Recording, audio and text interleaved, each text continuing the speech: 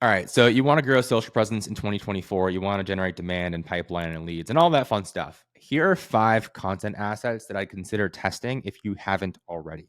And this is pretty straightforward. It's not rocket science.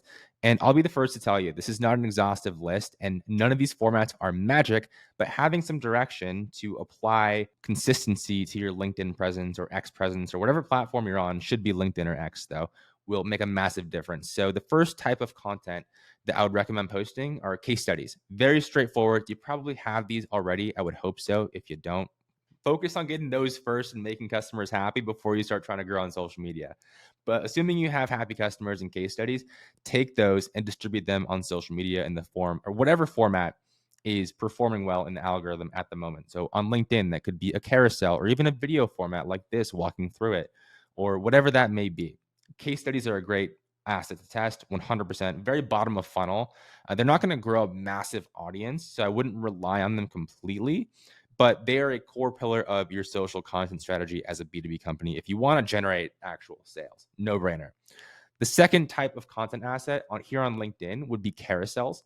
They're performing well. They have been for a while. They're still pretty hot, and I would recommend leaning into them if your goal is to grow an audience here on LinkedIn. Now, if you don't care about growth, post whatever you want.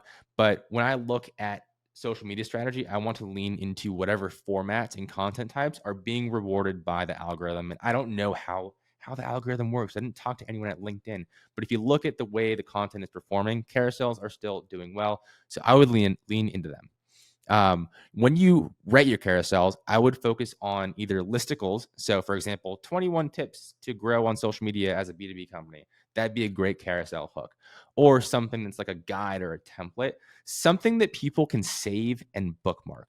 That's typically what does well, just in general, but especially for carousels. You almost want to overwhelm your target audience with information to where they're like, oh, I'm going to like this so I can come back to it later because it's so valuable. Or, oh, this is a 30-page document outlining this exact problem or question that I had. I'm going to send this in my marketing Slack channel. So carousels are great for that. Third, listicles. And you can do this in a carousel format or just a text-only format. This isn't rocket science. There's nothing magic here. It's just a very easy way to organize ideas. And when people see a list, again, of like 13 tips for XYZ, or if you get really crazy with it, like 30 tips for XYZ, it's very easy to understand. And if you frame it in the right way and hit a pain point or a question that they really want the answer to, they're going to like and comment and read and all that stuff that we want. That's number 3, just a no-brainer thing to test. Number 4, any sort of video content or Loom walkthroughs or something like this where I'm talking to you on camera. If you have the ability to produce video content, if you're a founder who is half decent on camera, like I think I'm okay on camera. I'm not the best, but I'm not terrible. If you're okay on camera, or if you have team members that are good on camera, lean into video a bit more. I don't love that social is trending in the direction of video. I'm very much more a writer, but it works. So if you have someone on your team, whether it's your founder, someone in leadership, or someone else on your team that is good on camera, let them shine. Have them do just, again, simple talking head videos, a selfie video with the camera, Loom walkthrough. All that stuff works. I would definitely test it going into next year. All these platforms, whether it be LinkedIn, X, and of course, Instagram, TikTok, not that B2B companies need to be on TikTok, but these platforms are incentivizing videos. So I'd recommend leaning in if you have the resources and the ability to. If you don't have the ability to, practice a little bit, get half decent at it. The last one here is just adjacent personal stories. So I don't just say personal stories in general because I don't want you to ramble about random stuff that nobody cares about. And it's like, why is this person posting a crying selfie on LinkedIn? But business adjacent personal stories are a great way to hook people in because people love stories, but you tie them into something related to your business or a topic that's adjacent to your business. So it doesn't always have to be this tragic story happened to me, so that's why I started this company and you should buy from me. But rather, it could be like a story. It could be tragic or not. I don't know. Depends on your life story. It could be some sort of story or event and tying that into a lesson or takeaways that are related to your industry. So if you're in marketing, tying it back to marketing, or if you're in e-commerce, tying it back to e-commerce, it can tie into your product and that's great, but it doesn't always have to.